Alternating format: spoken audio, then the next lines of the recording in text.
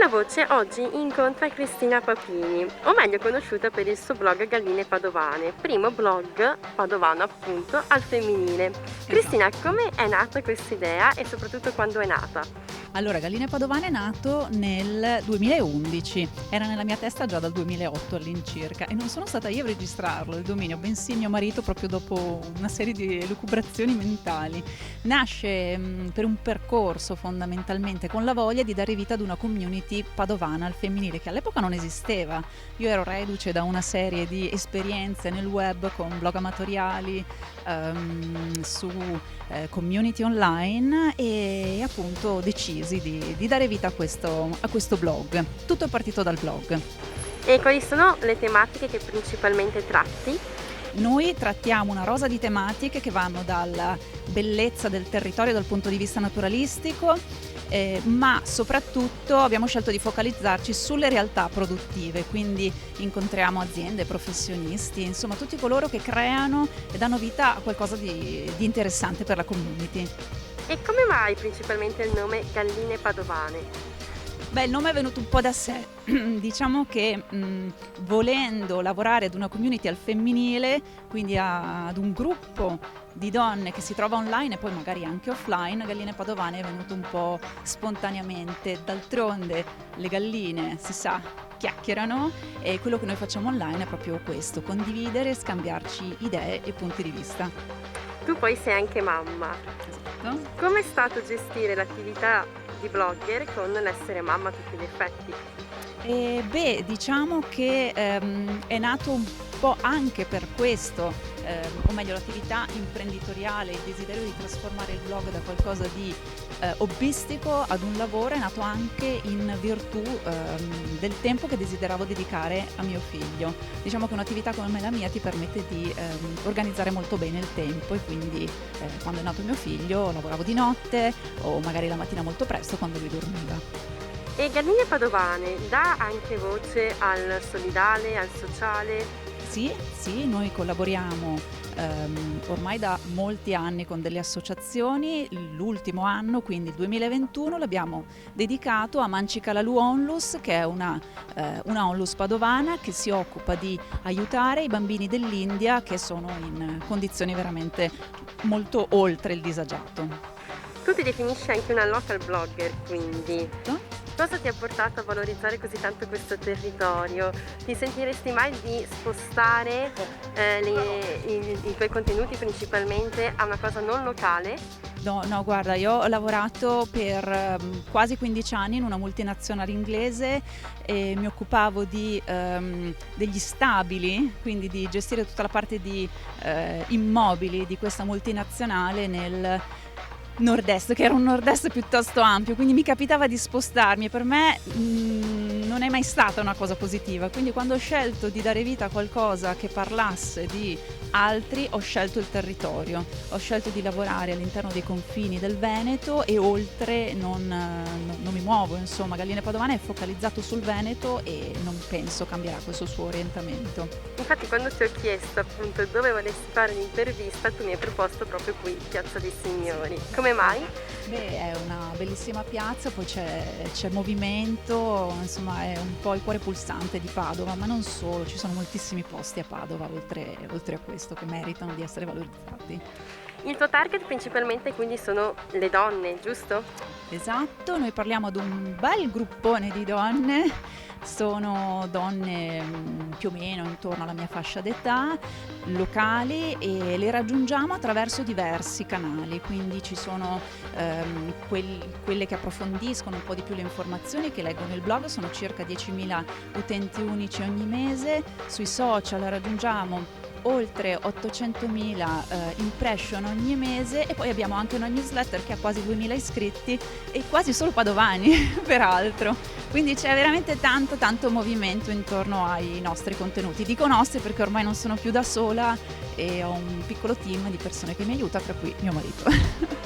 Quindi appunto il successo del blog pensi sia dato soprattutto da questa community che si è creata e si alimenta continuamente, completamente femminile?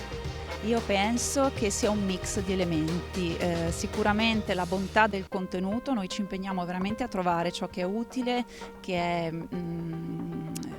buono per la community, ma anche ci impegniamo a rispondere alle richieste della community, quindi c'è uno scambio in qualche modo. Però sostanzialmente con quale realtà lavorate e lavori? Dunque, noi lavoriamo con una moltitudine di realtà che vanno dall'imprenditore al negoziante alla grande azienda. Spesso non ci rendiamo conto che in Veneto c'è veramente di tutto, lo dico molte volte anche nelle mie Instagram stories ad esempio, molto spesso ci sentiamo di dover andare a cercare l'eccellenza lontano, anche molto lontano da noi, quando spesso e volentieri dietro casa, quindi mi piace pensare con Galline Padovane di tenere i consumi entro i confini del Veneto. E secondo te quali sono i metodi o degli strumenti, se ci sono, per creare una community, una rete soprattutto fra donne così unita, ma anche non solo fra donne? Questa è una bella domanda. La rete si costruisce col tempo. Non si può pensare di dare vita ad una community in pochi mesi. Io ci ho messo 11 anni per dare vita a tutto ciò, quindi mi viene da dire tanta pazienza e soprattutto uno scambio trasparente, onesto, sincero, ecco, questo come base di partenza. Galline Padovane quindi è nato 11 anni fa, quest'anno appunto compie 11 Esatto. anni. Che differenze trovi e hai trovato o stai trovando tra 11 anni fa e sostanzialmente oggi? Beh, guarda, nel mio mondo, nel digital, le cose cambiano dall'oggi al domani, quindi puoi immaginare in 11 anni è cambiato tutto, anche gli strumenti sono molto diversi. Io però ho deciso di tenere come focus, come centro, ecco, mi piace definirlo così, della mia attività il sito web. Il sito web, soprattutto se si conoscono alcune dinamiche, alcuni tecnicismi, passami questo termine, continua a dare dei grossi risultati. Nel medio-lungo termine, ad esempio la SEO, che sono tutte queste tecniche di ottimizzazione dei contenuti per i motori di ricerca, regalano delle soddisfazioni incredibili. Quindi sì, è cambiato tanto, però si può comunque mantenere qualche punto fermo nel tempo. E a una ragazza o un ragazzo che ambisce a diventare una local blogger o un local blogger come te, che consigli daresti? Guarda, ne do solo uno, che è quello di avere un'idea fortemente differenziante da qualsiasi altra cosa che ci sia intorno. È forse l'idea più facile ma anche difficile allo stesso tempo. Quindi un'unica idea attorno alla quale poi sviluppare un progetto.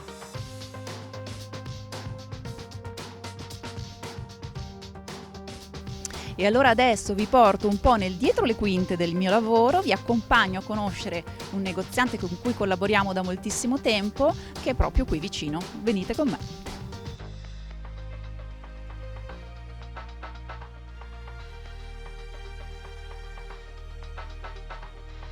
Oggi il vlog mi porta da Purmoa Bottega Ottica. Sono in compagnia di Valerio Lana, titolare. Buongiorno Valerio. Ciao Cristina, buongiorno.